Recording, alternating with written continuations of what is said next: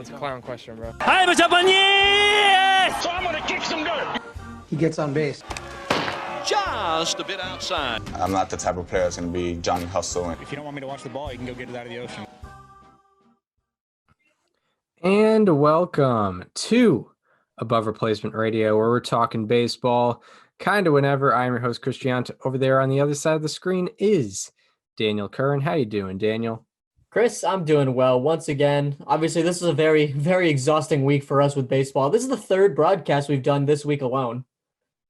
Yeah, very busy week. You know, if you haven't caught it, we did, we do a news break, MLB news breakdown every Tuesday, and Tuesday night we released, our gut reactions to the Hall of Fame. We did 10 bubble case full out breakdowns. So it meant a lot more to us this year, and kind of did our gut reactions to all the, the big news of Tim Hudson staying on the ballot. Yeah. Yeah. That 3.2% increase of Bobby Abreu, I'm pretty optimistic about the guy. If you can gain that exponentially, he'll be in 2 years. Yeah, true. If you give him 6.4, 6 and that, 6%, and then 36%, and then somehow he gets, yeah. That'd be crazy. He gets 900% of the vote. Yeah, exactly. I don't know how that works, but that'd be sick. I'd love it. Yeah, pretty underrated guy. Actually, looking for stats on someone else, I found that he has the most seasons out of anyone with 35 plus doubles and 100 plus walks. Yeah, that makes sense. He has 2 seasons with 10 triples and 100 walks in his career, and he's the only person since, I believe, Mantle to do that. Period, and he did it twice. Yeah, but it's just he doesn't get the recognition, and he just he never really looked quite like he was a Hall of Fame player, but he kind of he didn't look good out there, Chris. Exactly. That's all that matters. And I'm guessing, as a lefty, a guy that might have done well against him was the great Randy Johnson, the best lefty of his generation for sure. We're going to be talking about him today, going through the life and career of him. This is the 25th player that we've done thus far. Wow. Yeah, we're going to be picking from a list of 5 today. That's crazy. Yeah, we're picking numbers 1 through 5 today. It's pretty insane how far we've come from George Brett and the 2012 Tigers. That was hey, didn't that show last 2.5 hours cumulatively though, even though we had 8 pages of prep? Yeah, it did. How did that happen? It was just a lot of us banter. It was a lot of banter. Yeah. We did a lot of banter. We need to bring that back. We didn't really skip. We did have to improv a lot. Yeah, exactly. Back when we thought that's what the show was going to be, instead of much more organized 25-page scripts. Yeah, we didn't really go into this thinking we would go this detailed. No, this is something I have to sign out entire days for, in multiple entire days. Yeah, exactly. I've had a great time doing history, but I'm so excited for this thing to be over. Yeah, I've said this to you before, but I'm enjoying the ride, but when the ride's over, I'm not going to be that upset about it. I'm not going to be upset at all, because we just started school this week too, so now we got to mix that in with homework. It's well, I have this paper due tomorrow, but I also have to do this document on the 2008 Rays. So priorities, we got to do the Rays. Yeah, exactly. So yeah, that's gonna complicate things. We're hoping to get it all done before the season starts, but it may or may not happen. 63 days away on the day that this releases. Yeah. So there we go. We're on the downhill for sure. Yeah. But let's talk about Randy Johnson. Randy Johnson grew up, born in Walnut Creek, California. And he would practice pitching against a garage door and he did that idolizing a guy that excelled in the early 70s for the Oakland A's, Mr. Vita Blue. The youngest Um, person to win an MVP. first pitcher to win an MVP. Youngest. Youngest. Yeah, that's He was in his age 21 season in 1974. um one of those 3 years. Yeah. Oh no, not even 1969. Oh I wow. think maybe that was it. Nope, it was 1971. Oh, 71. Yeah. They didn't even win So the he pennant. debuted at age 19. He had a 1.82 ERA. Yeah, that's pretty wild. So he would idolize him. And when throwing against that garage door, Randy Johnson sometimes would loosen the nails in the wood siding of the door, and his father would then hand him a hammer to hammer them back in. You know, had to had to pay his dues. You know, he loosened the nails, and you got to hammer him back in. That pretty predictable from a guy like Randy Johnson. Johnson, Also very predictable is this next thing. yeah, he played both baseball and basketball in high school. He must have been a great point guard. Yeah, like a nice scrappy guy, like you know, a you know, a Nate Robinson type. Mm-hmm. Yeah, Yeah. or like a Chris Paul type, just in and around the basket, making nice assists. Not big on the rebounds, but a scrappy guy. He was a great player. Yeah, he was running the offense, like setting up plays, making great passes. That's what Randy Johnson was doing on the basketball court, for yeah, sure. shooting from the outside. Yeah. Yeah, but you're not going to see him like crashing the boards. You don't really expect him to be doing that. But Johnson especially excelled at baseball. That's why we're talking about him. In his senior year, he struck out 121 batters in 66 innings and threw a perfect game in his last high school game. Wow. And in the 1982 MLB draft, Johnson was selected in the 4th round with the 89th overall pick by the Atlanta Braves. Although he did not sign with the Braves, and instead he went through with his baseball and basketball scholarship to University of Southern California. So now Randy Johnson is in college. There's not very much on his college career. He wasn't really excelling in terms of statistics in that in that college career. He did study photojournalism, so that's Something he has in common with us, sort of. Yeah, in a way, journalism in a way, yeah. He played 2 years of basketball. I couldn't find anything about him on collegebasketballreference.com though. Okay. And he played in baseball. He struck out a lot of batters and he also walked a lot of batters. So a guy who threw the ball hard but didn't really know where it was going. And in the 1985 MLB draft, he was selected in the 2nd round with the 36th overall pick by the Montreal Expos. So Randy Johnson officially a professional baseball player. So now Randy Johnson is in the minor leagues, and he spent a few years there, starting in 1985, the year that he finished up college. And in that first year, he threw 27 1/3 innings pitched, struck out 21 batters, but walked 24 and put up a 5.93 ERA in low A ball. So obviously, he's obviously establishing what kind of pitcher he was. High walks, but high strikeouts, and we know what he needs to improve on.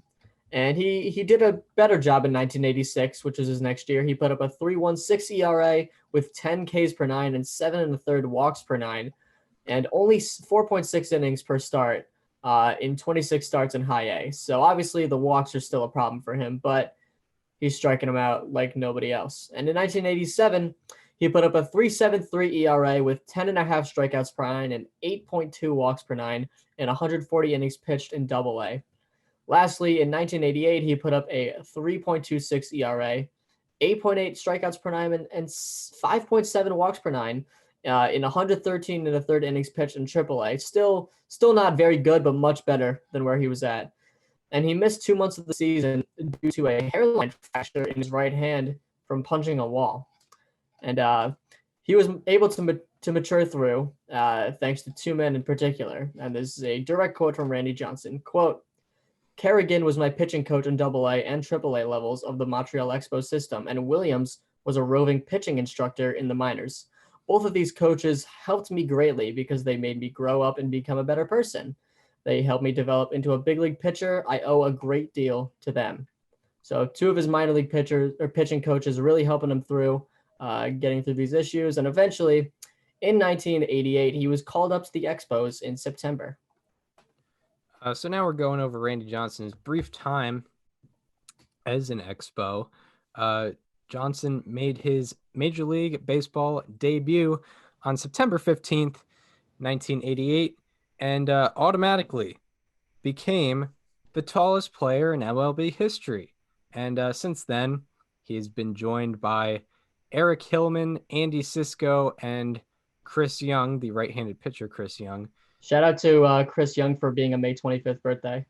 Shout out to him for sure. He was joined by those three men who were each 6'10" tall, just like Randy Johnson.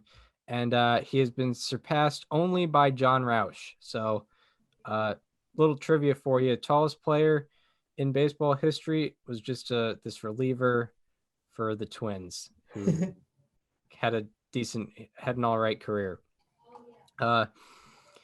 And in Randy Johnson's debut, he allowed 2 runs in 5 innings and earned the win. And in his next start, he got a complete game victory where he allowed 6 hits, 1 run, walked one batter, and struck out 11. And he allowed 2 earned runs and 6 innings pitched in each of his next 2 starts, which would end up being the last 2 starts of his season. And in total, Randy Johnson put up a 2.42 ERA, 3.15 FIP, and 151 ERA plus in 26 innings pitched for the Expos in 1988. And very good season, very good, looking very good to start his major league career. And also in 1988, during batting practice, Johnson had a head-on collision with the 5'8", now Hall of Famer Tim Raines. Everyone turned out fine, but Tim Raines did say after the incident, "You're a big unit," and that gave him a nickname that would. I never knew that until like 20 seconds ago. Yeah, I mean, shout out to Society of American Baseball Research, giving us all the deets to Randy Johnson's career. And yeah, that he's still called that. So anytime someone says big unit, you're thinking of Randy Johnson. In 1989, after allowing 1 earned run in 8 innings pitched in his first start of 1989, in Johnson's next 5 starts, he allowed 21 earned runs and walked 19 batters in only 20 2/3 innings pitched. So some early career woes. And despite the Expos only being 22-23 on the season, they made a big win now move by trading Randy Johnson and 2 other players to the Seattle Mariners for a player to be named later and Mark Langston. And Mark Langston was a guy who put up a 125 ERA plus in 1988, and he had led the league in strikeouts 3 times up to that point. So, they weren't getting no slouch, but he only spent that year in Montreal, and then he went to, I believe he went to the Angels after that. So big yikes there. Not the last bad trade the Expos would make. Probably not the first either. Yeah, not the first either, for sure.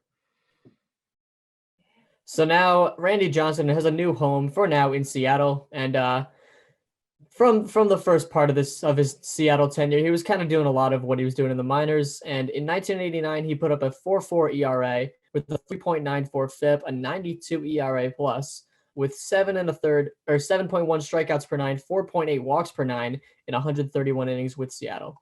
And that ended up being it for Randy Johnson in the 80s, sort of just getting started, but in the 90s, he would look to do more. And in 1990, on June 2nd, with 2 outs in the 9th inning, he was looking to do something with no one else on, that he was looking to do something that no one else on the Mariners had ever done. A man all alone with himself, but not all alone here, as 24,000 incredibly rabid Mariner fans are looking for that final strike. That will set Mariner history. Here comes the left-hander's wind. The 0-2 pitch on the way. Swing! It's over! He has done it! High fastball, Randy Johnson being mobbed by Scott Bradley down to greet him and the entire Mariner team. Here on the 2nd of June, it ends at 9:51 Pacific Daylight Time. Randy Johnson with the first Mariner no-hitter in history, and they are going crazy. Everybody saluting the tallest man to ever put on a uniform in the history of baseball. Randy Johnson has done it. He has no-hit the Detroit Tigers tonight, 2-0. My, oh my.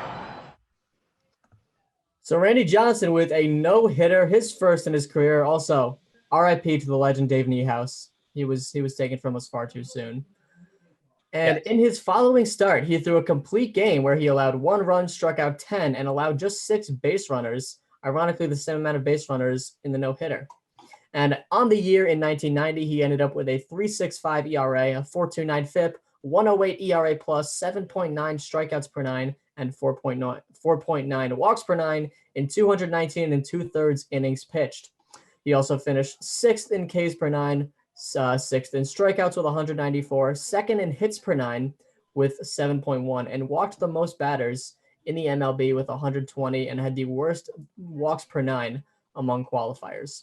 So Randy Johnson is starting to show some glimpses of greatness, but he needs to fix the walk issue still.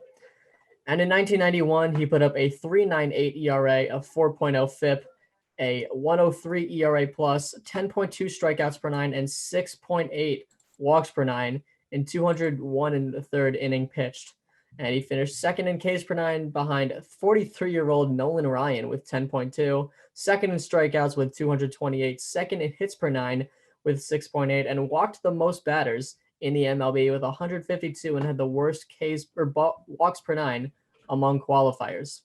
So now we move into 1992, and on September 16th, he allowed no runs, 1 hit, and walked a batter, striking out 15 in 9 innings.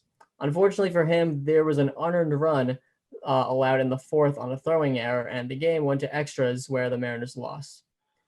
And that start remains the only game since game logs started being recorded where a pitcher struck out 15 batters, allowed no earned runs, and less than 3 base runners, and his team lost. So it's quite some misfortune from Randy Johnson, but that's when you get the pre-95 Mariners. And in his next start, he allowed 3 runs in 8 innings with 12 strikeouts and 2 walks, and also got a loss. And in the start after that, he allowed 2 runs in 8 innings with 18 strikeouts and 4 walks, and got a no decision with the Mariners losing eventually. He didn't pitch in the 9th because he was at 160 pitches. And he ended up with a 3.77 ERA, a 3.61 FIP, and a 105 ERA in 210 innings pitched.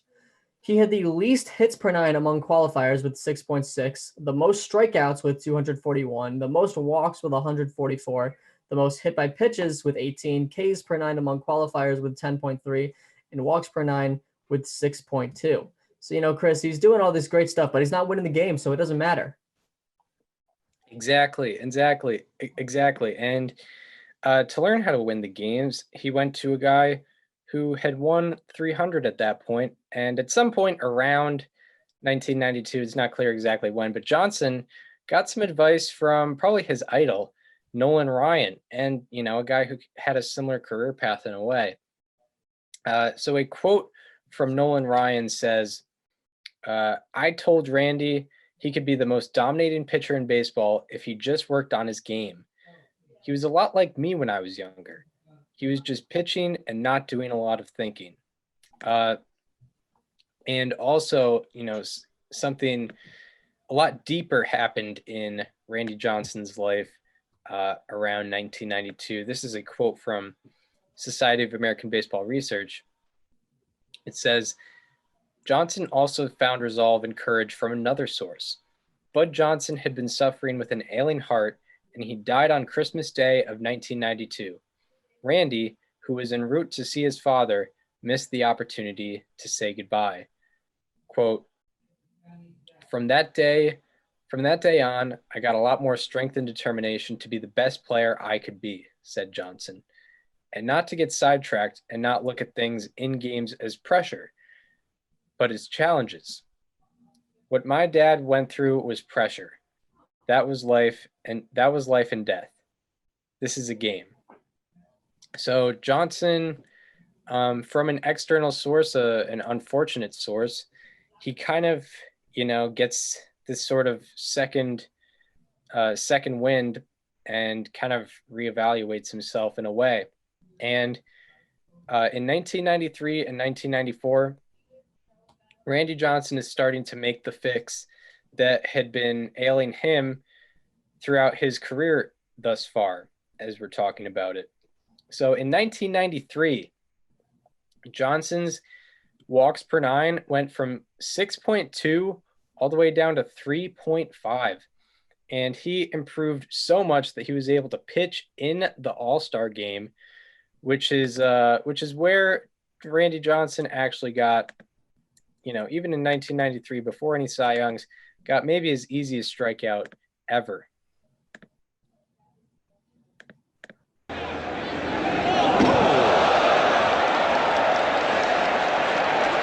John Kruk standing himself off. Johnson has had pitches clocked at as much as 102 miles per hour in Major League play. Now this ball obviously just getting away from him, but watch the reaction of John Kruk. Would you say his heart is palpitating a bit? When the second half resumes on Thursday. Look at the next step. I don't blame John one bit on his right leg. He failed out again at the breaking ball. He wants no part of Randy Johnson. None. Isn't this kind of response? I don't think so. You knew that was coming. John had no chance. And Johnson works a 1-2-3 inning. Yeah, it's unbelievable display of pitching right there. You start inside, so you make them more he's crowding the plate too much. You got to get him off and establish that part of the strike zone. Yeah, what a classic Kruk right there. Johnson made his first pitched his first innings in the All-Star game, and he was about to set some milestones as well. On September 22nd, Nolan Ryan, pretty much his idol, pitched his final game of his career. This is when he tore his ligament. So 3 days later, the big unit donned number 34 in honor of the Ryan Express, and he actually honored him with a milestone that was pretty familiar to Mr. Nolan Ryan. Sitting right on the precipice of history is Randy, and the fans can smell it. They are upstanding, ready to explode should Randy Johnson slip a strike. By Ruben Sierra. The 2-2 pitch, swing and a miss, and he's done it! Randy Johnson has 322,751, saluting the big guy here on Sunday afternoon, closing day at the Kingdome, as he becomes only the 8th man in American League history to strike out 300 or more batters. My, oh my, congratulations. It was pretty interesting when I went into the video without any context, and I saw him wearing number 34, and I was gonna say, did you have that information before or after you saw the video?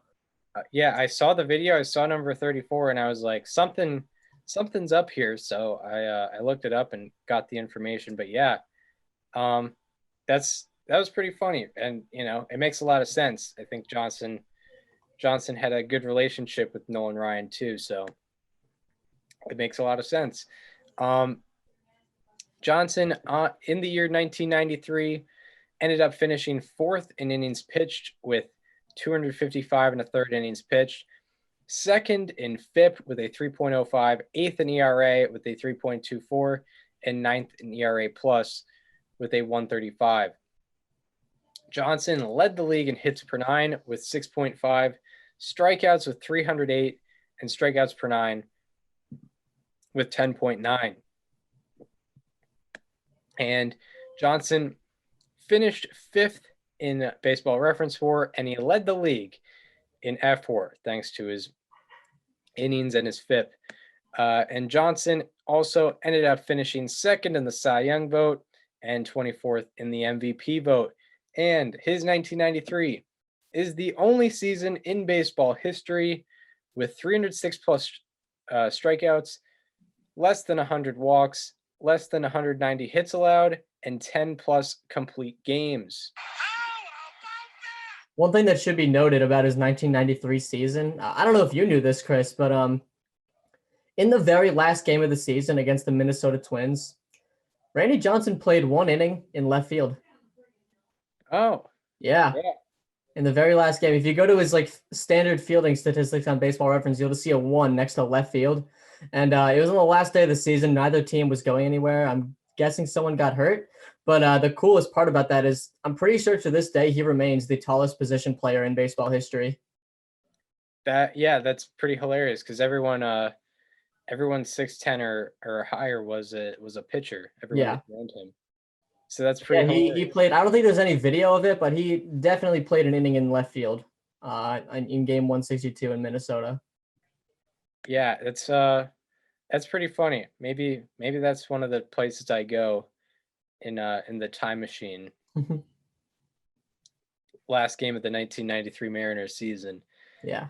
But as we head into the mid 90s, 1994, where unfortunately for Johnson, in his first 9 starts, he put up a 5.72 ERA, 8.3 strikeouts per 9, and 5.6 walks per 9 through 56 2/3 innings pitched. So maybe people at this point were thinking that the 1993 Cy Young runner-up season was a fluke, but Johnson silenced that doubt by doing what he did in his next 14 starts, which was post a 1.95 ERA, 11.9 strikeouts per 9, and 2.9 walks per 9 through 115 1/3 innings pitched.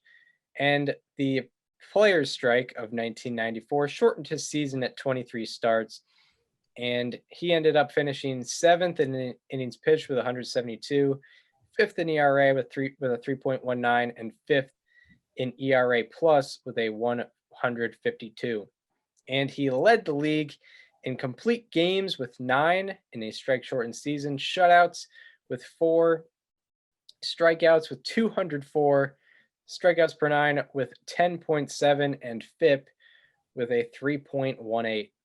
And Johnson also finished 3rd in B-WAR, and he led the league once again in Fangraphs WAR. Despite that tough start. He brought it back. He led the league in FIP, and therefore pretty much leads you to leading the league in F4. And Johnson finished 3rd in the Cy Young vote, and it is the only season in baseball history with 200 plus strikeouts, less than 134 hits allowed, less than 75 walks, and 9 plus complete games. Thank you, strike. So now, yes, shout out to the strike, giving me a nice how about that, because who knows if that season rolls on, if we can get anything out of that 1994 season. So now we get to the point in Randy Johnson's career where the team he's playing on reaches the team he's playing on, their success reaches the success of Randy Johnson himself. This is one of my favorite teams of all time, so I'm really honored to get to mention this team once again on this show. In 1995 through August 2nd, Randy Johnson was having yet another excellent season with an 11-2 record and a 3.03 ERA, but the team was 43-46 with 13 games back of the division leaders, with the threat of the team moving looming more than ever. You know, if the Mariners didn't make the playoffs, they didn't get the city excited. They were off to maybe Arizona, maybe Tampa. They were going somewhere that wasn't Seattle. After that point, the Mariners won 9 out of 9 in Johnson's next starts, where Johnson had a 6-0 record with a 1.51 ERA. The Mariners went 36-20 as a team in that span, but they still needed an extra game to decide the division against the California Angels, which they had a massive comeback against. They were down 7.5 games at one point in September. And with Johnson on enough rest, the decision for starting pitcher of that game was very easy. And the unit showed exactly why in game 163. Or not game 163, but the last game. 145. Yeah, 145. The unforgettable game 145 of 1995. This is the story. Randy Johnson, 17-2, and they are 26-3 in his 29 starts, Joe. Figure Chili Davis and Salmon have a chance, but the left-handers are going to have to contribute something as well. Struck him out. The bat ends up at shortstop. Randy Johnson has retired the side. Strike three call. With 86, even though he was on the disabled list for 3 weeks. That one is hit well. Deep center. Griffey back. There. He's got it. The slider got him swinging. Struck him out. I mean, it doesn't get much better than this, and it's also up. That's the key. You cannot hit a 98 mile an hour fastball up. Slider. Strike three called.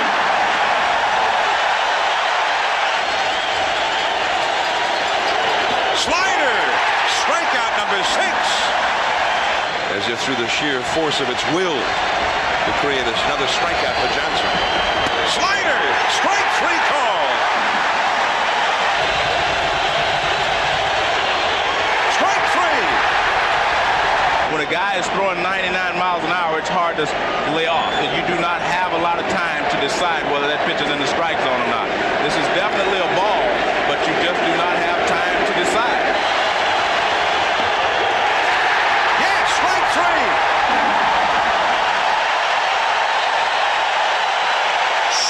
He's got 9 in 5 innings. He's been perfect for 5 innings. Struck him out.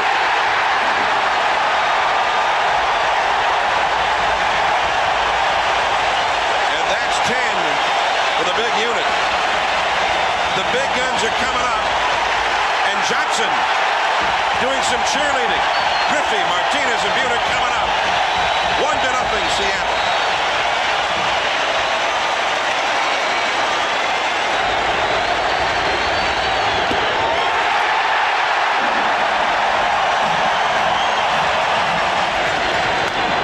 The shortstop. That's Luis Sojo.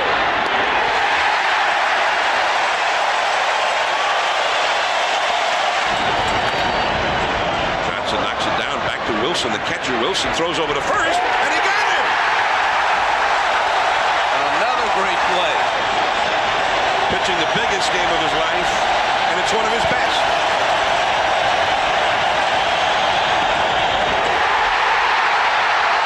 The Seattle Mariners are the champions of the American League West.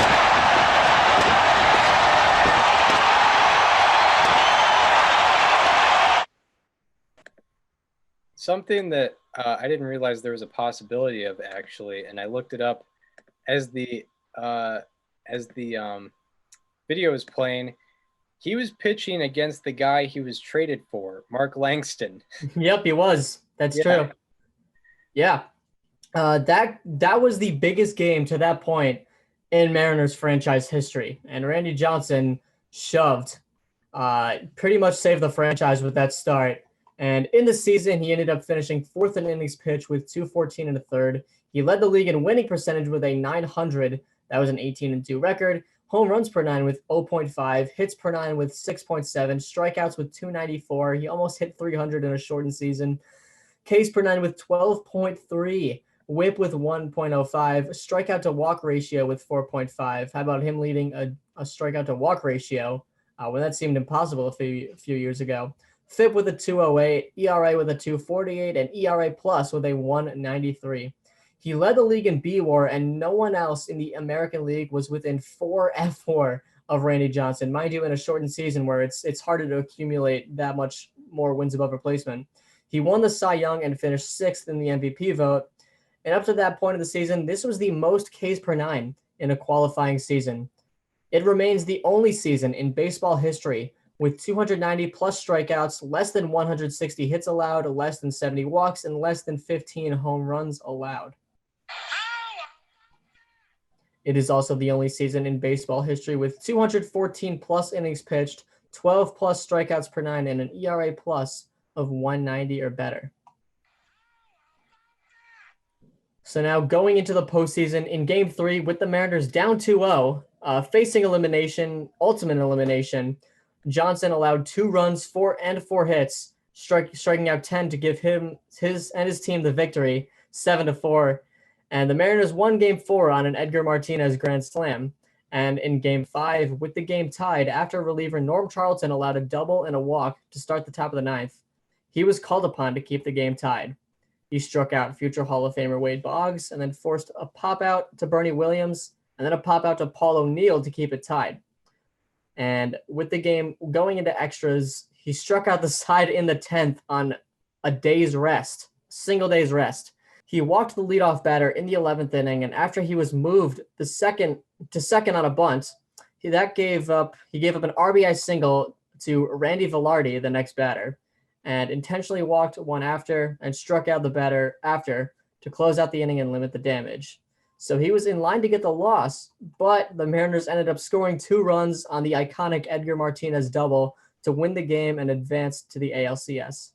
And in Game 3 of that ALCS with the series tied, he allowed 2 runs, 1 being earned in 8 innings, and he got a no decision as the Mariners beat the Cleveland Indians. Jay Buhner was also big in that game. And after the Mariners lost Games 4 and 5, Johnson allowed 4 runs, with 3 of them being earned, in 7.1 innings pitched with 7 strikeouts and no walks in a 4-0 loss. And that eventually eliminated the Mariners from World Series contention. But throughout the postseason, he put up a 2.49 ERA in 25 1/3 innings pitched. And then in 1996, the Mariners needed to prove that they could do more than just go to the ALCS. And Randy Johnson was exceptional in his first 4 starts. He put up a 2.48 ERA in 29 innings pitched. But in his following 4, he put up a 6.32 ERA in 15 2/3 innings pitched. And he ended up needing a major back surgery that held him out for nearly 3 months of the season. And he came back as a reliever, coming out of the bullpen in 6 games in August, and eventually he didn't pitch for the rest of the year. So this was an injury-riddled season for Randy Johnson as he put up a 3.67 ERA, a 3.42 FIP, and 136 ERA plus in 61 1/3 innings pitched. And he led the league in Ks per 9 with pitchers with at least 60 innings pitched with 12.5. The Mariners went 85-76. This was not good enough to make the playoffs. But now in 1997, Randy Johnson is at pretty much full health and ready to dominate the league like he did in 1995.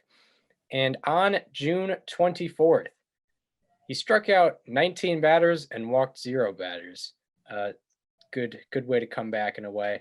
And after putting up a 2.20 ERA through the first half, he earned the start in the All-Star game, where the eventual National League MVP introduced a new strategy for facing Randy Johnson.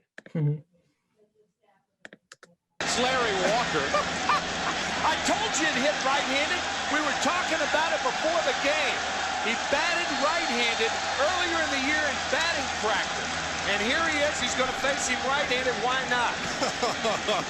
Just turn it around. Why not? He looks like a catcher hitting. A lot of people don't remember that these 2 are former teammates coming up through the Expos organization. And now he's back to the left side. And Walker is hitting .398 on the season. And a 2-out walk. So Walker reaches base. After that first pitch, it was like the flyby here right after the anthem. It's a big sight game here. Randy Johnson throws the ball over Larry Walker's head just like he did to John Kruk. Nothing like Larry Walker taking a walk. Yeah, Literally engraving his name. Right. Yeah. Exactly. And the strategy worked. I mean, 1,000 on base percentage, Yeah. 1,000 OPS as well. Right. When you implement that strategy against Randy Johnson, but I guess analytics were not as popular back in 1997. So We need to bring back stuff like that in the All-Star game, like just doing stupid things that are fun. yeah, like that's the All-Star game got ruined for a good 15 years when it was supposed to be competitive, but now it's kind of cool again. Yeah. Like now we have Freddie Freeman like mic'd up while facing Justin Verlander. Yeah, perfect. Great stuff. And now we're in an era where players can be a little more open than they were in 1997. But anyway, Johnson after the All-Star break was still dominating, and on August 8th, he struck out 19 batters and walked 3 batters in a complete game shutout. And his 1997 remains the only season in baseball history with multiple games with 19 plus strikeouts and less than 4 walks. And Johnson on the season ended up with a 2.28 ERA, 2.82 FIP, and a 197 ERA plus in 213 innings pitched. Didn't get better than that in terms of ERA plus. So 1997, an extremely good year for Mr. Johnson. And he finished second in FIP, ERA, and ERA plus as Roger Clemens, was on a revenge tour in Toronto and was probably pumping himself up with some stuff up at that point. And Johnson also led the league in winning percentage with an .833 winning percentage. He had a 20-4 record to accumulate that. And Johnson also led the league in hits per 9 with 6.2 and strikeouts per 9 with 12.3. And he finished third in B-WAR and third in F-WAR. And he finished second in the Cy Young vote and 11th in the MVP vote. And his 3 games with 15 plus strikeouts and no runs allowed are the most such games in a season in baseball history. And with his 1995 and 1997 seasons, he is the only pitcher in baseball history with multiple seasons with 200 plus innings pitched, 12 plus strikeouts per 9, and an ERA plus of 190 or better. And his 1997 is the only season in baseball history with 290 plus strikeouts, less than 150 hits allowed, and 20 or fewer home runs allowed. And the Seattle Mariners went 90-72 and won the American League West to punch a ticket into the postseason.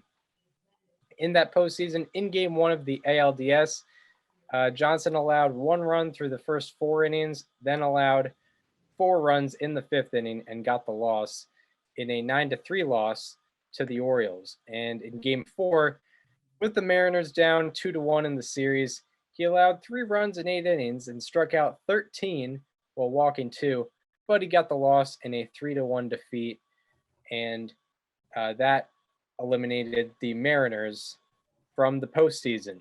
So now we get into 1998, where he's not known for what he does in Seattle, but maybe he becomes the greatest player in Houston history, I guess, inning per inning.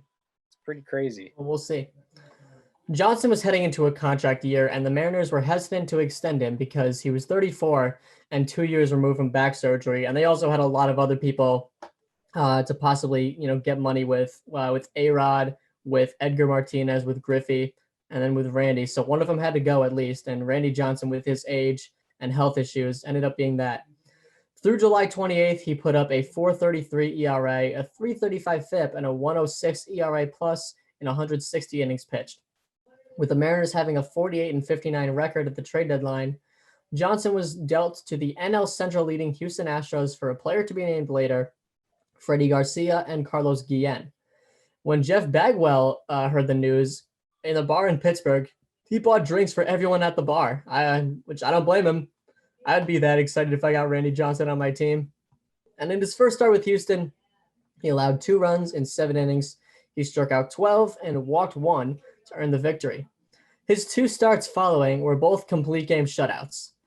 2 starts later, he struck out 16 in a complete game shutout.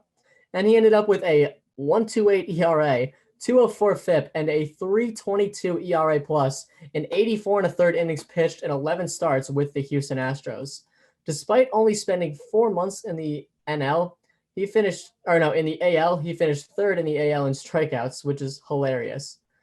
He ended up leading all of Major League Baseball in shutouts with 6 and strikeouts with 329. And across Major League Baseball, he finished 5th in innings pitched with a 244 1/3 and 6th in fielding independent pitching with a 290. And despite only spending 2 months in the National League, he finished 10th in the NL in B-WAR, and he finished 7th in the NL Cy Young vote and 21st in the NL MVP vote. He probably could have gotten Cy Young votes in both leagues. I don't know about in the AL because his performance wasn't as good, but like if he pitched better, we could have seen that. Yeah, if he dropped that ERA down, because they're obviously not looking at FIP in 1998. If his ERA matched his FIP, he probably could have gotten Cy Young votes in both. For sure. So he finished 7th in the NL Cy Young and 21st in the NL MVP. And his 1998 stint with the Astros has the most B-WAR strikeouts and tied for the most shutouts for a National League season with less than 12 appearances. The Astros ended up going 102-60 on the season and 36-16 with Johnson on the roster, winning the National League Central. So now he's in the postseason once again with a different team. And in Game 1 of the National League Division Series, he allowed 2 runs on 8 innings, but got the loss in a 2-1 game against the Padres. And in Game 4 of the NLDS, with the Astros down 2-1 in the series, he allowed 2 runs and 1 of them being earned in 6 innings, but got the loss in a 6-1 loss, which the Astros eventually lost in the series to the San Diego Padres, who eventually went to the World Series. Throughout that series, Johnson went 0-2 with a 1.93 ERA, 17 strikeouts, and 2 walks in 14 innings pitched. So pretty clearly not his fault. Yeah. And after the season, Johnson signed a 4-year, $52 million contract with the Arizona Diamondbacks. I just realized I wasn't supposed to read any of that. It's all good. I'll take. You want to take 99. I'll take 99. I like completely blanked after seeing Jeff Bagwell because like we were still in the same season, so I was like, I'll keep it going. Yeah, I put it in a weird spot. I did not realize until I read 14 innings pitched. I was like, wait. Yeah, I'll let you take 99. So now we are heading into Johnson's 4-year contract with the Arizona Diamondbacks. And at the very least, Johnson fulfills his contract for sure from 1999 to 2002. In his second start, Johnson provided the Diamondbacks their first ever 15 strikeout game. Remember, this was a franchise that had only been around since 98. So not that surprising. And on April 16th, after a brawl with the Giants, it was clear that Randy Johnson still had some getting used to in terms of his new team. Stottlemyre still wants somebody. There's Randy Johnson, the big unit. He towers over everybody.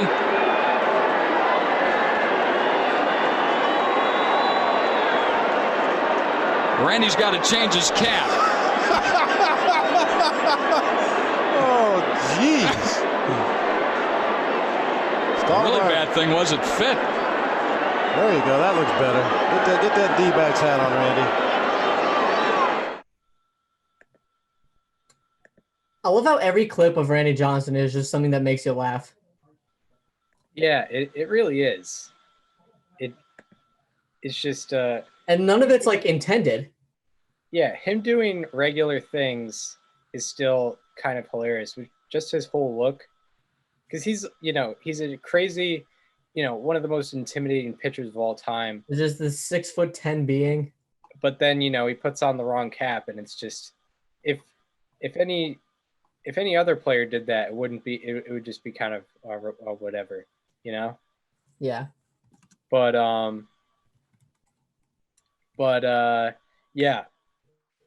That's a fun gift that also goes around baseball Twitter as well. Johnson putting on the wrong cap, but actually maybe foreshadowing. 10 years later, it would be the correct cap. Maybe he saw into the future 10 years later. Yeah. And in 1999, in Randy Johnson's final 19 starts, he put up a 1.79 ERA and a 5.8 strikeout to walk ratio in 151 innings pitched. He ended up leading the league in innings pitched with 271 and 2/3, complete games with 12, strikeouts with 364, strikeouts per nine with 12.1, FIP with a 2.76, ERA with a 2.48, and ERA plus with a 184. Led the league in all those categories. And he led the league in both B-WAR and F-WAR. And he won his second Cy Young and finished 15th in the MVP vote. And now we get to a point in the episode where we have to be accountable. So this is an above replacement radio correction.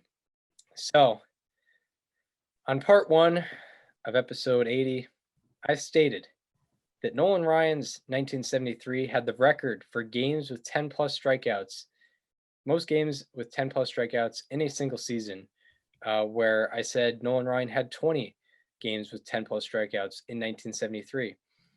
But I regret to inform the audience that that was a false statement, and rather that he had the record for most complete games with 10 plus strikeouts in a single season. And I did not realize I had the complete game filter on StatHead. So with that information, we can now tell you as a podcast that Randy Johnson's 1999 tied Nolan Ryan's 1973 for the most games with 10 plus strikeouts with 23 such games. Again, this is a part of the episode that, you never look forward to doing, but it's something we have to do as a show. So got to do it. I'm glad I was able to right my wrongs here. And I respect it. I hope that a situation never has to come up like this again with such a prestigious show. We take pride in our stats and we never want to get them wrong, but sometimes that just can't be the case. But back to the stats that I know are correct. Randy Johnson's 364 strikeouts in 1999 remained the 5th most in a single season in the modern era since 1900, by the way. That's the modern era. And in his 1999 is the only season in the modern era with 350 plus strikeouts and 70 or fewer walks. And his 1999 is also the only season in baseball history with 250 plus innings pitched and 12 plus strikeouts per nine. And his 1999 is the only season in baseball history with 12 plus complete games and 12 plus strikeouts per nine. So the Diamondbacks went 162 and won the National League West in their second ever year. I'm going to guess Randy Johnson had a big part to do with that. And in game 1 of the NLDS, after allowing 4 runs through the first 4 innings, he allowed no hits and 1 walk in his next 4 innings. Then he loaded the bases and was taken out in the 9th. and the reliever gave up a grand slam. So Johnson ended up with 7 runs charged to him in 8 1/3 innings pitched in an 8-4 defeat to the New York Mets. And the Diamondbacks ended up losing the series in 4 games, and Johnson did not get another opportunity to pitch. So now we head into the new decade, The new millennium. the new millennium, 2000. Everyone's everyone writing dates in full MMYY year form is gonna take some getting used to. They have to write a 2 now instead of a 1. And Randy Johnson didn't really make a difference for him. He was still dominating. Through his first 14 starts, he had an 11-1 record, a 1.40 ERA, and a 6.6 strikeout to walk ratio.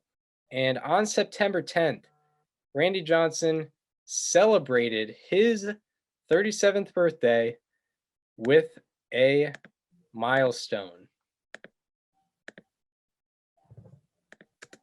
The history of this game for 3,000. It's a pretty safe bet he realizes he's a strike away from baseball history.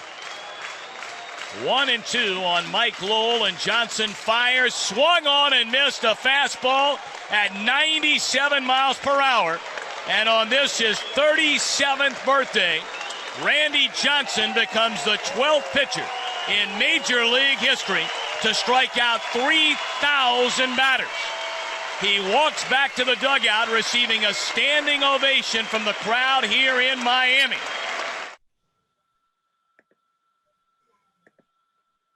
So Randy Johnson strikes out 2007 World Series MVP Mike Lowell to get number 3,000.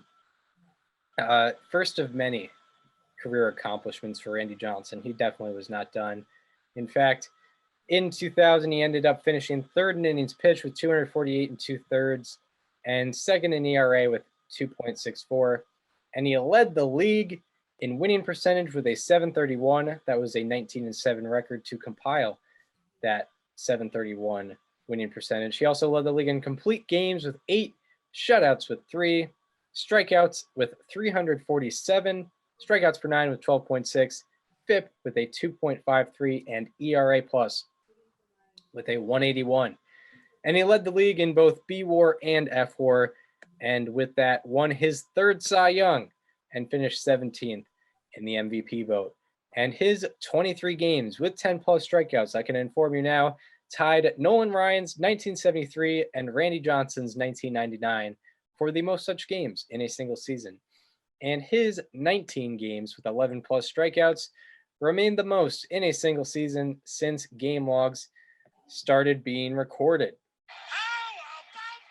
That was in 1901, correct? Yes, since 1901. Yep. When game logs were being recorded. And I think it's safe to say baseball history, but we're not going to assume things.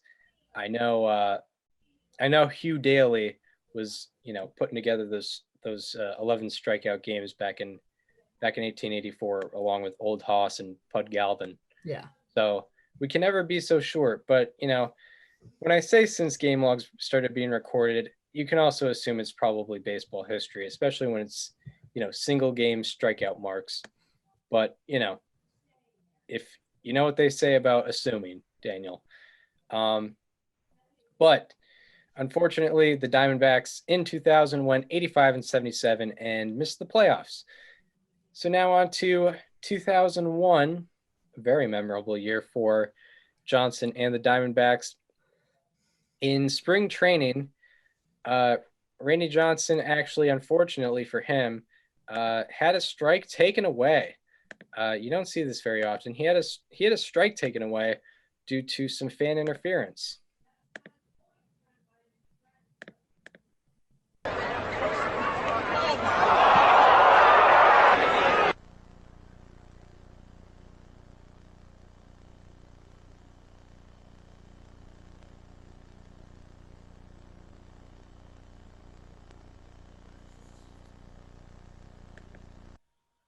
So yeah, unfortunately for Randy, a fan came onto the field and got in the way of what could have been a strike. So, he's lucky. That fan's very lucky it was only spring training, because that's like an arrestable offense.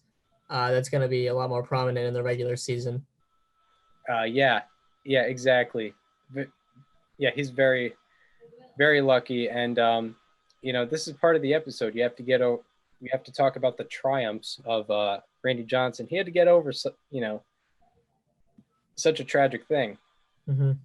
For those just listening, he just killed a dove with a baseball. That was the famous video. But you probably knew that already. Yeah. 2001, if you didn't know the year that happened on the exact date that one of my best friends was born. That's pretty hilarious. March 24th. March 24th. You know who you are if you're listening. And in Randy Johnson's 8th start, he needed 6 strikeouts to pass Bob Gibson for 11th all-time in strikeouts. So we'll see if he can get to that mark. The Diamondbacks, the 37-year-old native of Walnut Creek, California, Randy Johnson. Strike 3 call. Fastball belt high inside 20. 1-2 to Larkin. Struck him out. Just blew. Check swing, and he went around. Decent amount. Here's one more, by the way. And there it is.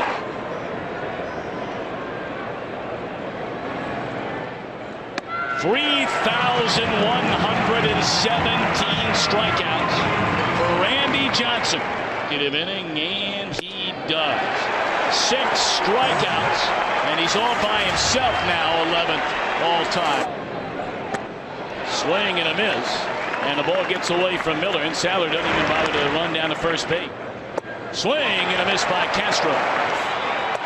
Struck him out, and the bat goes flying all the way down to Ron Ost to the third base coach. Johnson fans the side. Swing and a miss. And Ochoa gone on strikes. That is number 10 for Randy Johnson. 3-2 to Reese. Struck him out of the slap. See you later. 12th strikeout of the game by Johnson. And struck him out for the 3rd straight time. 1-2 on Ochoa. See you later. Slider in the dirt. It's away from Miller. But he'll throw on down to Grace. Randy Johnson with 14 strikeouts.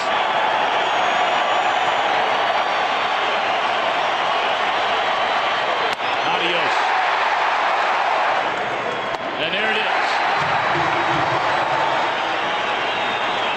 17 strikeouts for Johnson.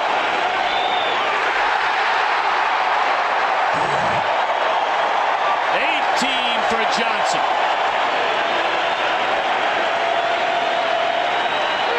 Which he does. But none would be bigger than number 20 here tonight. 2-2 to Castro. Randy Johnson has tied the Major League record for strikeouts in a 9-inning game. 20 for the big unit.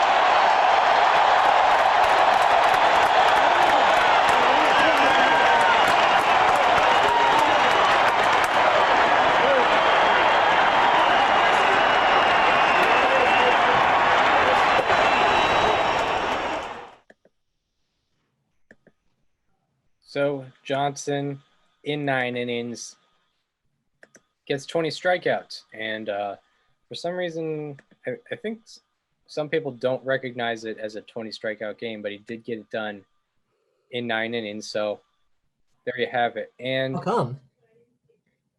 I don't know. I've heard that's the case, but it might not be the case. I'm not sure. Weird. But Johnson remains the he remains the oldest pitcher in the history of game logs and presumably baseball history to strike out 17 plus batters in a single game.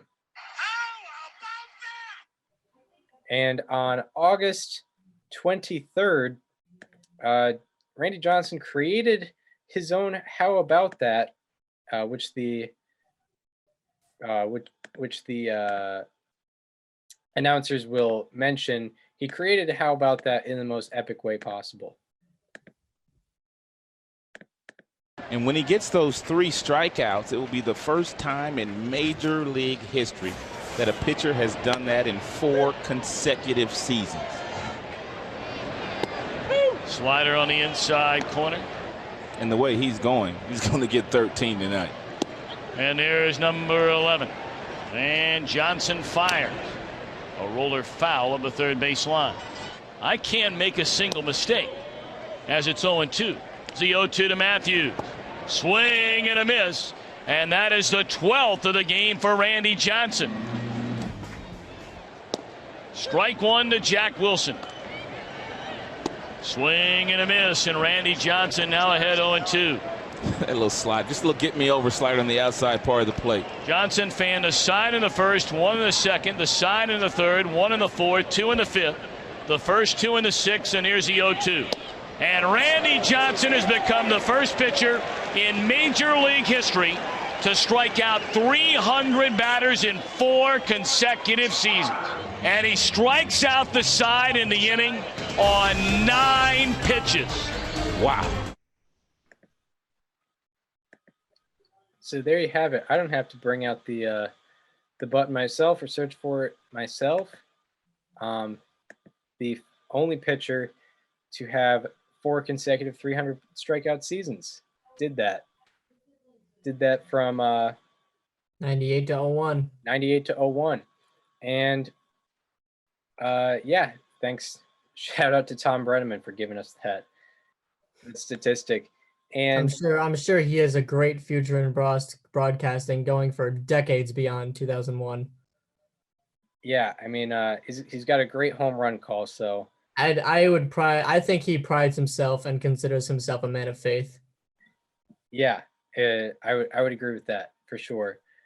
So Johnson, on September 27th, about a month after getting his 300th strikeout, he struck out 16 batters in 6 2/3 innings pitched, and it is the only game in the history of game logs with 16 plus strikeouts and less than 7 innings pitched.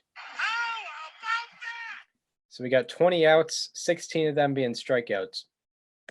And in 2001, he ended up finishing second in innings pitched with 249 2/3 innings pitched. He led the league in hits per 9 with 6.5. Led the league in strikeouts with 372. Strikeouts per 9 with 13.4. WHIP with a 1.01. FIP with a 2.13. ERA with a 2.49. And ERA plus with a 188. And he led the league in both B-WAR. He led the league in baseball reference WAR, and no one in Major League Baseball was within 3 Fangraphs wins above replacement. And with all of that, Johnson won his 4th Cy Young, and he finished 11th in the MVP vote. And his 23 games with 10 plus strikeouts tied Nolan Ryan's 1973 season and Randy Johnson's 1999 and 2000 seasons for the most such games in a single season. And his 4 games with 16 plus strikeouts are the most such games in a single season. Also, his 372 strikeouts remain the 3rd most in a single season in the modern era. And after Pedro Martinez broke Randy Johnson's single season strikeouts per 9 record in 1999, Johnson reset that record in 2001, and that record stood until 2019, and it remains 4th all time and 2nd all time in non-2020 seasons, because qualifying seasons is just 1 inning per team game played, and it's easier to qualify in a 60-game season. And Johnson's 2001 remains the only season in the modern era with 350 plus strikeouts, less than 75 walks, and less than 20 home runs. It also remains the only season in baseball history with 220 plus innings pitched and 13 plus strikeouts per 9. It is also the only season in baseball history with 100 plus innings pitched, 13.4 plus strikeouts per nine, and an ERA below 2.5. And it is also the only season in baseball history with 350 plus strikeouts and less than 200 hits allowed. And lastly, it is the only season in baseball history with 350 plus strikeouts and less than 70 earned runs allowed. And the Diamondbacks went 92-70, and they won the National League West. So now it's time for the 0-1 postseason.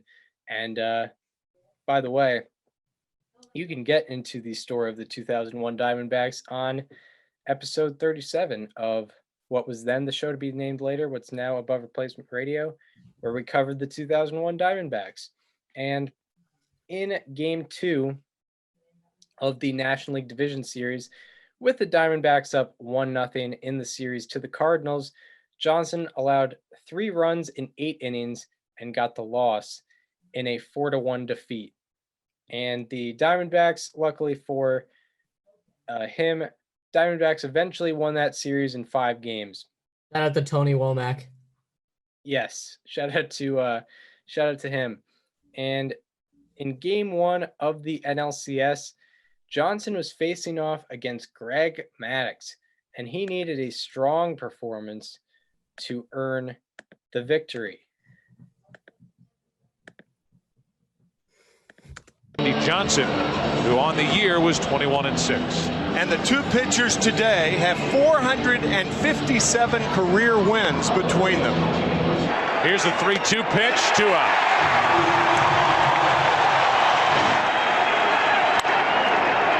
That should end the top of the first. Mark Grace searching for it in the roof. Here's an 0-2, 1 away. 3 pitches, strikeout number 2 for Randy Johnson. Except in 97, his year with the Yankees, that was the year they were bounced out of the playoffs by the Indians. Here, Ray Sanchez is gone. Strikeout number 3 for Johnson. He looks like he's on. That's bad news for Atlanta. 2 strikes, 1 out, nobody on. Maddux is gone, 2 outs. Strikeout number 4 for Randy Johnson. Left side, tricky hop. Good play by Matt Williams and a quick and easy 3rd inning for Randy Johnson. That has been the captain of this incredible ship on this incredible ride. We have to allow the audience to mull it over for a while. Jordan hits one into left center field. Finley on the run. He's there, and another 1-2-3 inning for Randy Johnson. They get to applaud the 6th strikeout of the day for Randy Johnson. A little different mood at the old Bank One ballpark today. A pop-up right on the infield. Who wants to find this one? Matt Williams, and everybody's thrilled that he wanted to make that play. On base. Plain and simple. They do not beat Oakland if Jeter doesn't make that play. Giles goes the opposite way, well hit. Back is Sanders at the wall, a leap and a catch. And for the 2nd time in this game,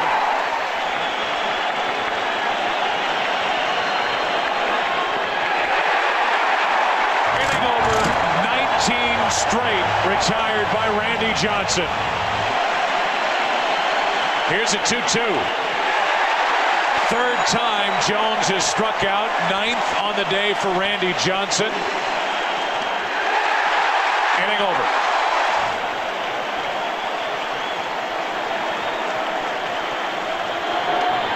Game over.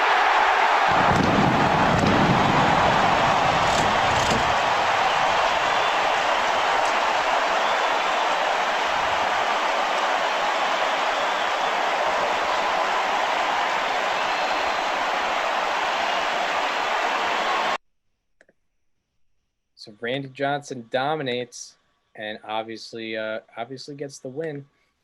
And he ended up with a complete game shutout on 3 hits, 1 walk, and 11 strikeouts in a game that the Diamondbacks would win 2-0.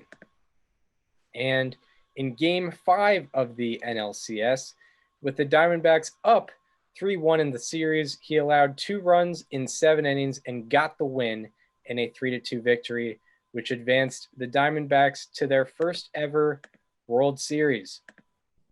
And in game 2 of the World Series, which is where Johnson got the start, with the Diamondbacks up 1-0 in the series, Johnson looked to continue his winning streak against the reigning champion New York Yankees.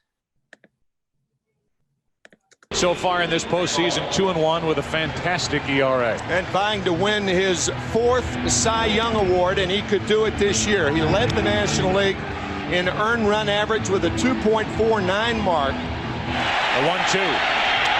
Got it. Another 2-2 pitch. Foul tip, struck him out. He brushed the moth off, and now his 3-2 pitch to Williams. Got him, on away. Number 4. 4 tonight in the World Series, and now 5. 2 out. Struck out the side.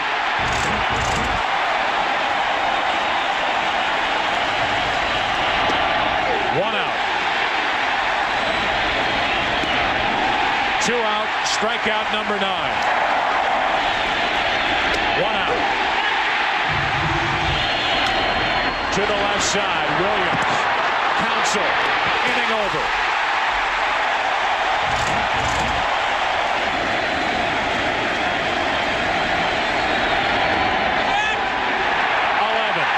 Two out. His 111th pitch of the night is his last. Diamondbacks win it 4-0. They're up 2-0. So Johnson with another complete game in the playoffs, and pretty much had the exact same line that he did in game 1 of the NLCS against Greg Maddux. He ended up with a complete game shutout on 3 hits, 1 walk, and 11 strikeouts in a 4-0 win. And with this performance and his NLCS Game 1 performance, he remains the only pitcher to have multiple games with a 90-plus game score in the same postseason. And the Diamondbacks, unfortunately for them, lost the next 3 games of the series. And Johnson was called on to stop the bleeding and save the season for the Diamondbacks. And he allowed 2 runs in 7 innings on 104 pitches and got the win in a 15-2 victory, moving them on to Game 7. And the next day, the very next day, the Diamondbacks were down 2-1 in the ball game to the New York Yankees. And lefty Paul O'Neill, left-handed batter, Paul O'Neill was due up with 3 switch hitters / lefties behind him and a righty on the mound. So manager Bob Brenly brought on his best lefty to get 4 outs, which was the day after he pitched 104 pitches.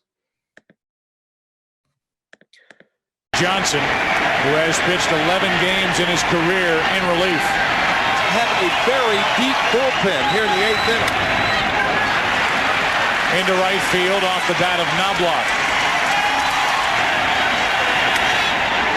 And Williams flies one to shallow center. 1 out. To the left side, Womack circles it. Throws. Got it. 2 out. Kurt Schilling and Randy Johnson, the 1-2 punch for Arizona, giving the Yankees all they can handle. Posada strikes out to send this Game 7 into the bottom of the 9th. Last chance for the Diamondbacks. So Randy Johnson with a key and a very major key relief appearance once again in the playoffs. 4 batters faced, 4 batters down. And after he completed the 9th, the Diamondbacks scored 2 runs, the last one on a Texas leaguer by Luis Gonzalez, which gave Randy Johnson the win for Game 7 and gave the Diamondbacks and Randy Johnson each their first World Series. Throughout the postseason, Johnson put together a 5-1 record, a 1.52 ERA, 439 OPS against, 47 strikeouts, 8 walks, and 2 home runs allowed in 41 1/3 innings pitched. His 2001 postseason has the 4th highest win probability added in a single postseason and tied for the second most strikeouts and tied for the most wins in a single postseason. So now on to the final year of this run of dominance. So Randy Johnson and the Diamondbacks had to follow up the incredible stuff they did in 01.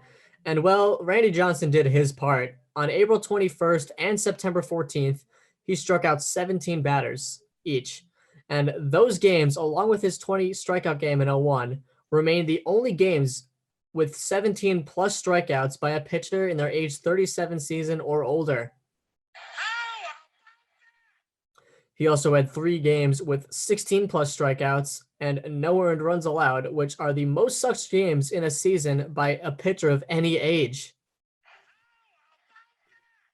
He ended up leading the league in wins with 24, winning percentage with an 828, complete games with 8, innings pitched with 260, strikeouts with 334, strikeouts per 9 with 11.6, and he finished second in FIP with a 2.66 after leading the league in ERA with a 2.32 and ERA plus with a 1.95.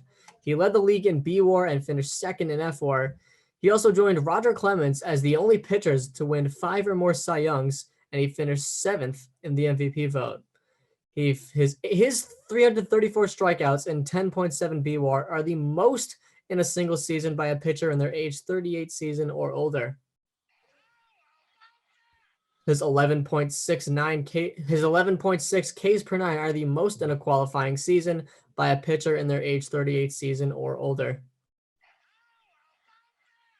And this 02 season is the only since the legendary 1884 season of Old Hoss Radbourne with 320 plus strikeouts and an ERA of 1.90 or better. And that's probably the most impressive stat ever. I mean, if we're talking about the one and only 60-win season with a 1.38 ERA, you know we mean business. Yes, ERA plus, by the way. Sorry, too. I say ERA? Yeah. Well then, it is very good either way. It is the only season in baseball history with 330 plus strikeouts and less than 68 earned runs allowed. Oh, whoops. Missed the button. The Diamondbacks went 98-64 and won the NL West. And unfortunately, it wasn't a very fun postseason for them. In Game 1 of the National League Division Series, Randy Johnson allowed 6 runs, 5 of them earned, in 6 innings and got the loss 12-2 to the Cardinals. That would be his only appearance as the Diamondbacks ended up getting swept. But this does not take away at all from the amazing 4-year run of Randy Johnson from 1999 to 2002. He averaged 258 innings pitched, a 20-7 record, 8 complete games, 3 shutouts, 354 strikeouts per year, 9.5 B-WAR and 9.4 F-WAR per year, with 12.4 strikeouts per 9, a 4.9 strikeout to walk ratio, a 2.53 FIP, 2.48 ERA, and 187 ERA plus. And from 1999 to 2002, he led the league in innings, wins, complete games, shutouts, strikeouts per 9, B-WAR, and F-WAR. So he was clearly the best to do it from 99 to 2002. And also a side note, I was looking at some other great 4-year stretches as of late. His Baseball Reference WAR outdoes Maddox from 92 to 95, even in the per 162 game stretch, and because it was a strike, he played in some strike shortened years. It outdoes Pedro Martinez's 1997 to 2000, outdoes Sandy Koufax's 1963 to 1966, and then if you go to F-WAR, his 1999 to 2002 outdoes like Walter Johnson's 1912 to 1915. Wow. It's pretty crazy. So I didn't go through every 4-year stretch, but it's very possible that this is the most F4 in a 4-year run in baseball history, but I did not go through every 4-year stretch in baseball history, as that would have taken forever, but it's very possible.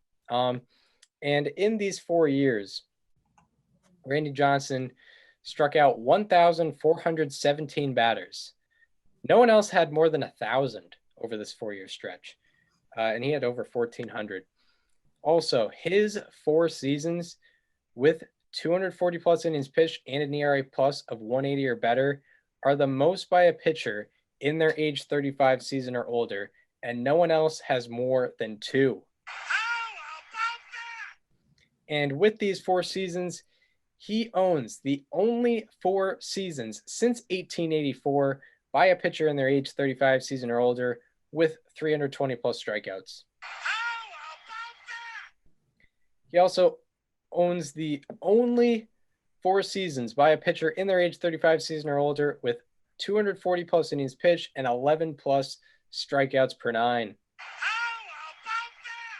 And Johnson also remains the only pitcher in baseball history with multiple seasons with 320 plus strikeouts and less than 80 walks. And he had 4 such seasons consecutively.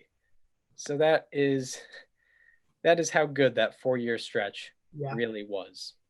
We need to shift away from something. We had some breaking news from friend of the program, Jeff Passon. We don't have to get too much into this, but I thought I'd let you know. The Toronto Blue Jays, they've been very active lately in the free agent market, and now they're dipping their toes into the trade market. They are finalizing a trade to acquire Mets starter Steven Matz for 3 prospects. So, the Blue Jays and Mets, they have a history of trades where the Mets send a pitcher over to Toronto for a bunch of prospects, and Steven Matz is joining that list. Would you look at that? Look at that? Talking. Speaking of left-handed pitchers. Yeah. Shout out to Steven Matz. Yeah. We'll have a more in-depth breakdown of that. I like that move for the Blue Jays, though, actually. And for sure, they need starting pitching, for sure. Yes. I'm going to hype this up forever, but I'm going to do an entire segment on the one-dimensionality of Robbie Ray, another left-handed pitcher. I'm excited. Yeah. So now we get into Randy Johnson's 2003, and this is what may have seemed like the beginning of the end. Before the season, he signed a 2-year, $32 million extension with the Diamondbacks, which seems like a no-brainer. And he put up a 6.94 ERA in his first 4 starts, and then got arthroscopic knee surgery that kept him off a major league mound for almost 3 months. When he came back, he made 14 starts and had a 3.57 ERA and a 3.72 FIP in 90 2/3 innings pitched. And the Diamondbacks ended up going 84-78 and missed the playoffs. So not the most exciting season for Randy Johnson in 03, but he got back on schedule in 04. On May 18th, at the age of 40, Randy Johnson looked to accomplish something in a single game that not even he had done yet. Game time at Turner Field. Randy Johnson is ready to toe the rubber. Jesse Garcia leads it off against him. Now that one bunted. And Hillenbrand going to make the tag. Here's the 0-2 pitch. Swing and a miss, strike 3. There's 1. 2-2 pitch. And the inning is over. High drive. 1 out. Tony Estrada, a pretty good hitter when he's got 2 strikes on him. Strikeout number 3. 4 strikeouts in the game for the big fella. Andy Bautista there. Strong charges, throws in time. Nice play by Alex. 5 strikeouts for Johnson. See you later. Wow. Nobody bigger than the big unit. Look at the big boy tonight. 7 strikeouts. 12 up, 12 down for the front 4.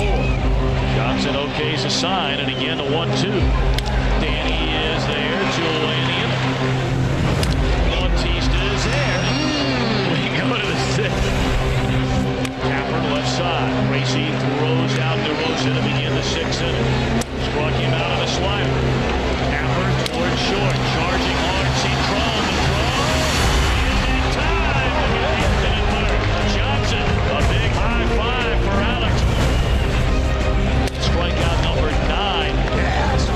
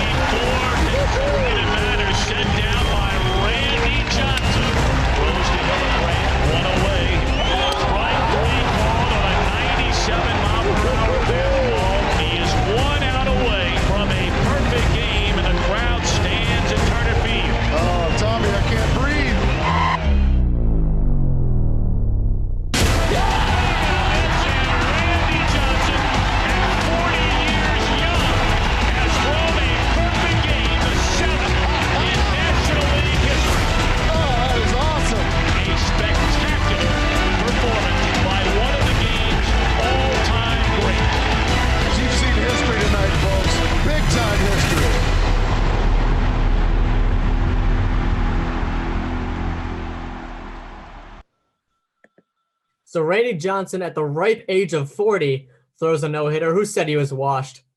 And he remains the only pitcher, the oldest pitcher to throw a perfect game, and the only pitcher older than 37 to throw one. And his accomplishments for the year weren't done yet. On June 29th, he was looking to join Nolan Ryan, Steve Carlton, and Roger Clemens on a list. Randy Johnson, 5-time Cy Young Award winner, a pair of no-hitters, a perfect game, and now 4,000 strikeouts. A strike him out, throw him out, double play, and Randy Johnson has joined Nolan Ryan, Roger Clemens, Steve Carlton. 4 pitchers in the history of baseball to strike out 4,000 batters. There's the slide. So Randy Johnson with his 4,000th career strikeout, only the 4th pitcher of all time to do it. And on the year, he ended up finishing second in ERA plus with 245 and 2/3, ERA with a 260. He also led the league in hits per 9 with a 6.5, WHIP with a 0.9, strikeouts with 290, FIP with a 230, and ERA plus with a 176. He also led the league in BWAR and FWAR. The Diamondbacks scored 3.6 runs per game, and Johnson started in 2004, which made him 16-14 with a win-loss record. And largely due to that, he finished second in the Cy Young vote, which is quite a shame. He also finished 19th in the MVP vote. His 4 games with 14 plus strikeouts are the most in a season by a pitcher age 40 or older. His 6.6 K to walk ratio remains the highest in a qualifying season by a pitcher in their age 40 season or older. This is also the only season by a pitcher in their age 40 season or older with 250 plus strikeouts and less than 50 walks. And his 5 seasons with 8 plus BWAR from 1999 on remain the most by a pitcher in their age 35 season on. But unfortunately, Randy Johnson was that meme where there's like the sports car in the really terrible house. The Diamondbacks went 51-111 for the worst record in baseball. That's the same record as the 2013 Astros for those keeping track at home. After the season, he was traded to the New York Yankees for Brad Halsey, Deanna Navarro, and Javier Vazquez. Deanna Navarro, by the way, going to get some mentions in tomorrow's show. Yeah. And then Johnson signed a 2-year extension with the New York Yankees. And Johnson was now in a different jersey, and he was also a different unit in a way. In 2005, in his 8th start of the season, he pitched 6 innings, allowed 3 earned runs, and struck out 0 batters. And this was his 497th career appearance. And it was his first with 4 plus innings pitched and 0 strikeouts. So maybe this was a different stage of Randy Johnson's career. The man was 41. And he ended up with a 3.79 ERA, 3.78 FIP, 112 ERA plus, 211 strikeouts, 8.4 strikeouts per 9, and a 4.5 strikeout to walk ratio in 225 and 2/3 innings pitched. And he finished 5th in innings pitched, 8th in FIP, 5th in strikeout to walk ratio, 4th in strikeouts per 9, and 2nd in strikeouts. And Johnson finished 2nd in BWAR and 4th in FWAR. And it is the only season by a pitcher in their age 41 season or older with 220 plus innings pitched and a strikeout to walk ratio of 4.4 or better. It is also the only season by a pitcher in their age 41 season or older with 200 plus strikeouts and less than 50 walks. So even in a down year, he's setting records for himself, doing stuff that only he could do. And the Yankees succeeded, as they usually did in the late 90s and 2000s, by going 95-67 and winning the American League East. And in Game 3 of the ALDS, with the series tied, Johnson allowed 5 runs in 3 innings and got the no decision, while the Yankees lost 11-7 to the Los Angeles Angels of Anaheim. And in Game 5 of the ALDS, after the Yankees starter allowed 5 runs in 2 2/3 innings pitched, Johnson came in relief and retired the first 7 batters he saw, and actually ended up not allowing a run through 4 1/3 innings pitched. But the Yankees ended up losing the game and therefore the series. So that was Randy Johnson's 2005. That was also the year that Randy Johnson famously gave up back-to-back-to-back home runs to the eventual World Series champion Chicago White Sox. Yes, we went over that in episode 33. We Third did. history episode. One of the earliest history episodes we had. Yeah, in our infancy. That was the first episode actually where we decided to highlight what we were talking about. I buy that. Yeah. Right. How about that? That's a real how about that. So now we move on to 2006, Randy Johnson's age 42 season, and he was kind of showing signs of being the traditional 42-year-old still kicking around. He put up a 5 flat ERA with a 4.27 FIP and a 90 ERA plus in 205 innings pitched. He did still finish 8th in strikeouts with 172, and the Yankees went 97-65 for the best record in the American League. But in Game 3 of the ALDS, with the series tied, he allowed 5 runs in 5 2/3 innings pitched and got the loss 6-0 to the Detroit Tigers. The Yankees ended up losing Game 4 and therefore the series. And after the 2006 season, Johnson was traded with cash back to the Arizona Diamondbacks for Alberto Gonzalez, Steven Jackson, Ross Ollendorf, and Luis Vizcaíno. Shout out to Ross Ollendorf for bringing back the 1890s windup. Yep. That is the only thing I remember from him. So now he's actually getting some production back as he goes back to his Arizona home. In 2007, he had back surgery in the offseason and didn't make it on an MLB mound in a start until April 24th. He only made 10 starts that year, where he put up a 3.81 ERA, a 3.20 FIP, 125 ERA plus, and 56.2 innings pitched.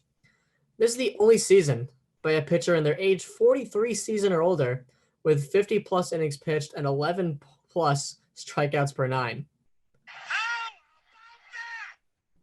It is also the only season by a pitcher in their age 41 season or older with 70 plus strikeouts and less than 15 walks. The Diamondbacks eventually went to the NLCS, but Randy Johnson wasn't healthy enough for the playoffs. And now for his final good season, final quality season of his career at the ripe age of 44. In 2008, in his final start of the year, Randy Johnson pitched the only game by a pitcher 45 or older with 9 plus strikeouts and less than 3 hits allowed. And Johnson on the season ended up with a 3.91 ERA, 3.76 FIP, and a 118 ERA plus in 184 innings pitched. And he finished 6th on the season in strikeouts per 9 with 8.5 and 3rd in strikeout to walk ratio with 3.9. And he had 4 games with 6 plus strikeouts and no walks. No other pitcher 44 or older has had more than 2 such games in a season. And his 2009 or 2008 is the only season by a pitcher in their age 44 season or older with 180 plus innings pitched and 8 plus strikeouts per 9. And it is the only season by a pitcher in their age 44 season or older with 180 plus innings pitched and a 3 plus strikeout to walk ratio. Also, it is the only season by a pitcher in their age 44 season or older with 150 plus strikeouts and less than 50 walks. And the Diamondbacks went 82-80 and missed the playoffs. And after the season, Johnson was a 45-year-old free agent, and he signed a 1-year deal with the San Francisco Giants, sort of going back home to Northern California. Yeah. So Randy Johnson had one milestone left in him because he came into the season with 295 career wins. And during his first 10 starts, despite a 5.71 ERA, he was 4-4. And you know what that means. On June 4th, he looked to get his 300th career win.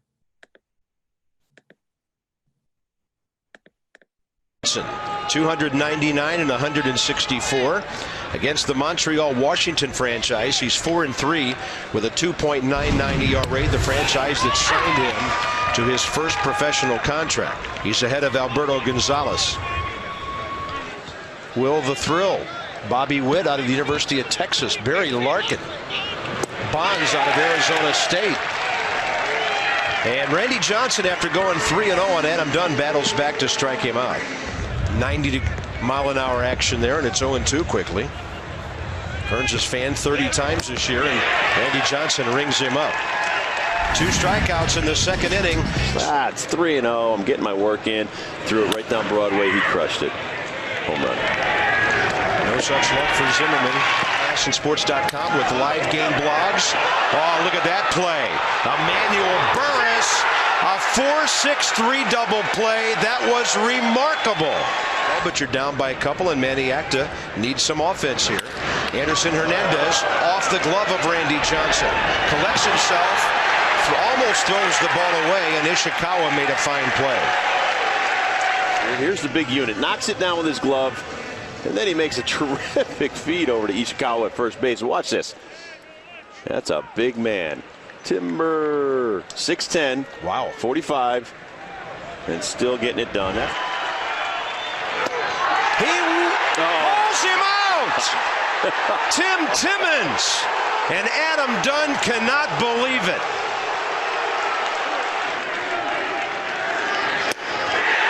Randy Johnson pitches 6 great innings and wins number 300.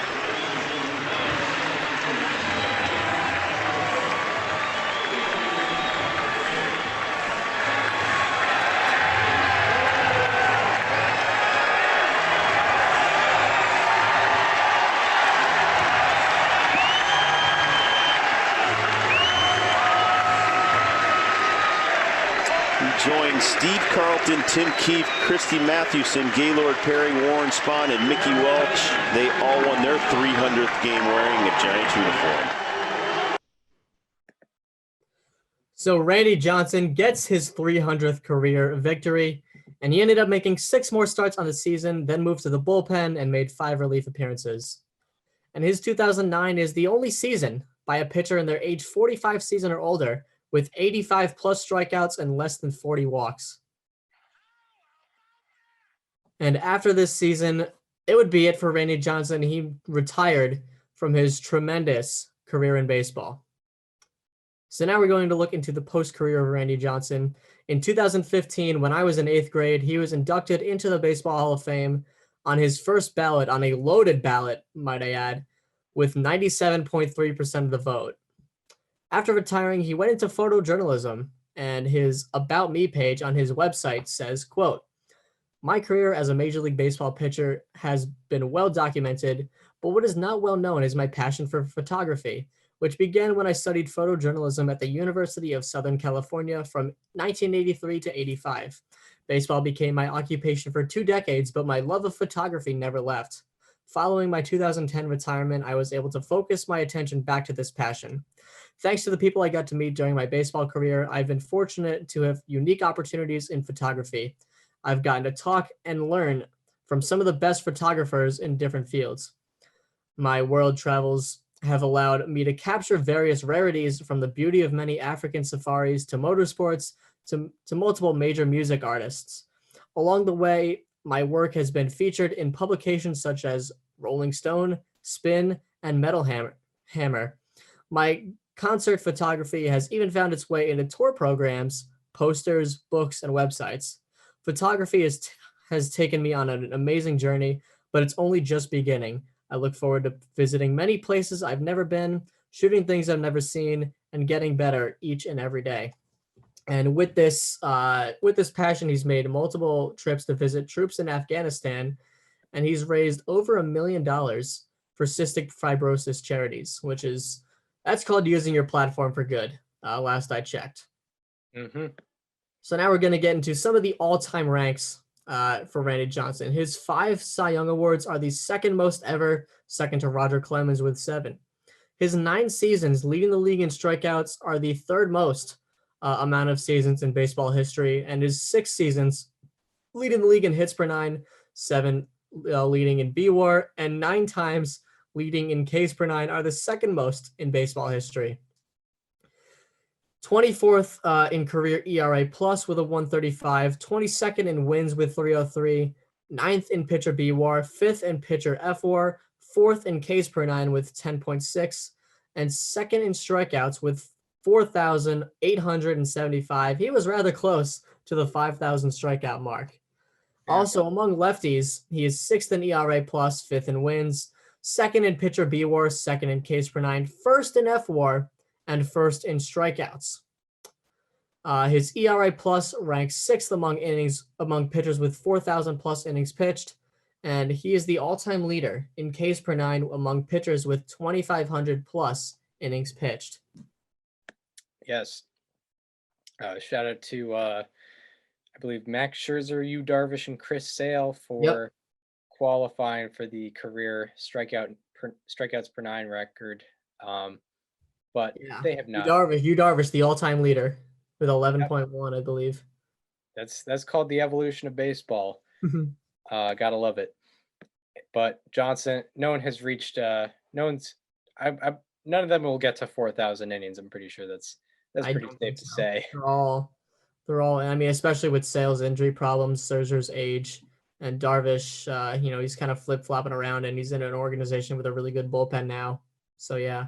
And he joined Major League Baseball in his late 20s. So yeah, that's not great for him. Nope. But now we get into the official Randy Johnson edition of. So Randy Johnson has the most career strikeouts and FWAR from his age 30 season on. No one did it like Johnson did after turning 30. And he had 12 qualifying seasons with 10 plus strikeouts per 9 and less than 8 hits per 9. No one else in baseball history has more than 8 such seasons. Johnson also had 9 seasons with 290 plus strikeouts. No one else in baseball history has more than 6 such seasons. And all 9 of those 290 strikeout seasons also had less than 100 walks. No one else in baseball history has more than 4 seasons with 290 plus strikeouts and less than 100 walks. Johnson also had 7 seasons with 290 plus strikeouts and an ERA plus of 175 or better. No one else in baseball history has more than 2 such seasons. And Randy Johnson, in a shocking turn of events, has the only 4 seasons in baseball history with 240 plus innings pitched and 12 plus strikeouts per 9. I wonder which seasons those were. Yeah, I think it was that one season with the Expos, that Giants 96 with the Mariners. Yeah, the 91 Mariners, and I don't know the other one. The 06 Yankees. Yeah, 06 Yankees. Mm-hmm. Four different teams. Yeah, impressive. So Johnson is also the only pitcher in baseball history with 301 plus wins and less than 170 losses. We all know who made that filter to 301. Shout out to last week's player. Shout out to last week's episode with Mr. Robert Moses Grove. And Johnson is also the only pitcher in baseball history with 4,000 plus strikeouts and less than 3,500 hits allowed. And lastly, he is the only pitcher in baseball history with 4,000 plus strikeouts and less than 1,500 walks. So now on to Randy Johnson's legacy and what we what we think of it. First of all, Randy Johnson is a big reason why there's still baseball in Seattle. He helped save baseball in Seattle. We've gone over the 1995 Mariners. It's possibly our best history episode, back at episode 38. Definitely my best reporting. Yes, and Randy Johnson was probably, he was the best player of that team for sure. He rode the ship for them. They went 27-3 in his appearances, and he was a huge part in saving baseball in that city. And his 2001 postseason run is always going to be remembered, especially because of the result. Him going 5-1, having a 1.52 ERA, and his teammate doing just as well, probably better, but being the best postseason duo in a single postseason ever. Johnson is also likely the most feared pitcher ever, especially by left-handed batters. You saw Larry Walker in the 1997 All-Star game. I know it's, tongue-in-cheek, but that's sort of how, left-handed hitters felt.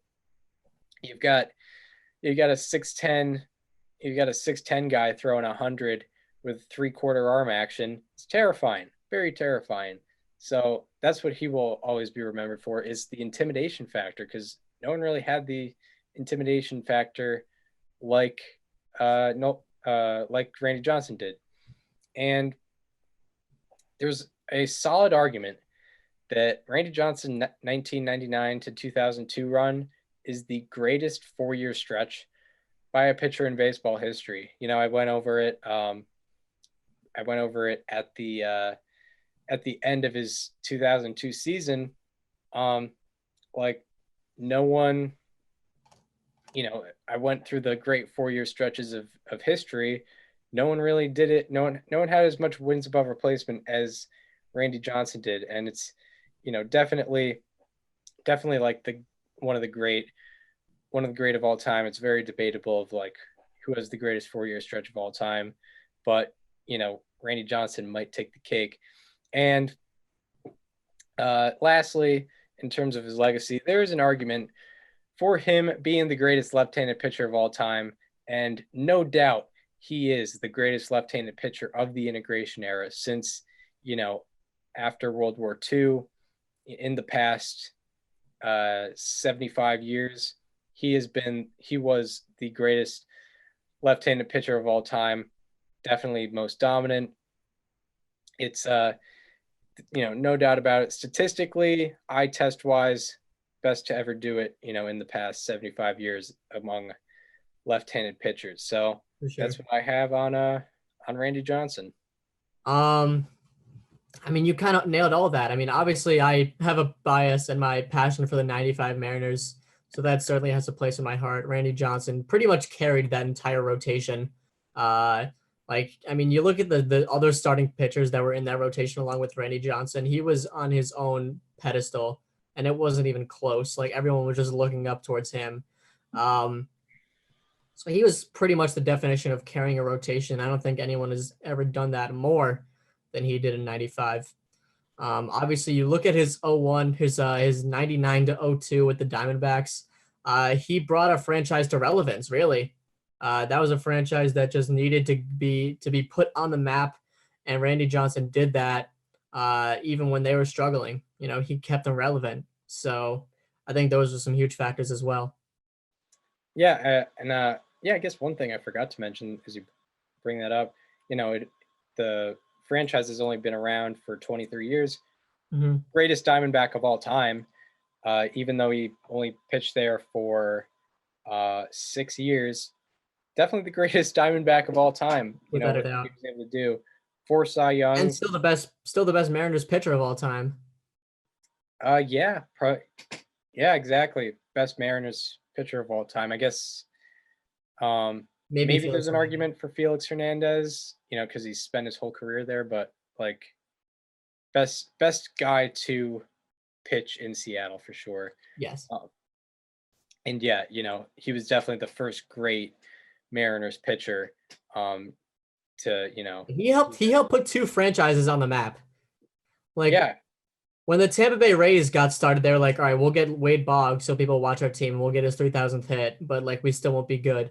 The Diamondbacks were like, we're going to get Randy Johnson, who you think is washed up, but he's actually just about to hit his prime, and we're going to win a World Series in one of the best fall classics of all time against the New York Yankees, actually.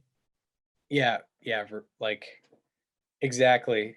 Shout out to the Diamondbacks, not being cheap despite only one season, and definitely worked out for them. Yeah. And Johnson, he led the Mariners to their first postseason appearance ever. He led the Diamondbacks to their first postseason appearance ever and their first World Series ever. So Johnson, has an impact on some key franchises here in Major League Baseball. There's he's another guy where he's like very universally loved. Yeah. No one really dislikes him, and there's really no reason to dislike him at all. Just a guy who went about his business, struck a bunch of batters out, and that was that. 4,875 strikeouts later. That is that. So we hope you enjoyed this Randy Johnson episode. If you're listening on Apple Podcasts or Spotify, join us and watch the videos with us and subscribe to the YouTube channel. It is called Above Replacement Radio. Also, if you want to follow us on social media, follow me on Twitter at Chris_Gianta. Follow Daniel on both Twitter and Instagram at Daniel_Curran. And follow the show Instagram to get all the updates on what we're doing at Above Replacement Radio on Instagram. And we hope you enjoyed the Randy Johnson. We would also like to thank StatHead for sure. We had a ton of how about that's today, thanks to StatHead.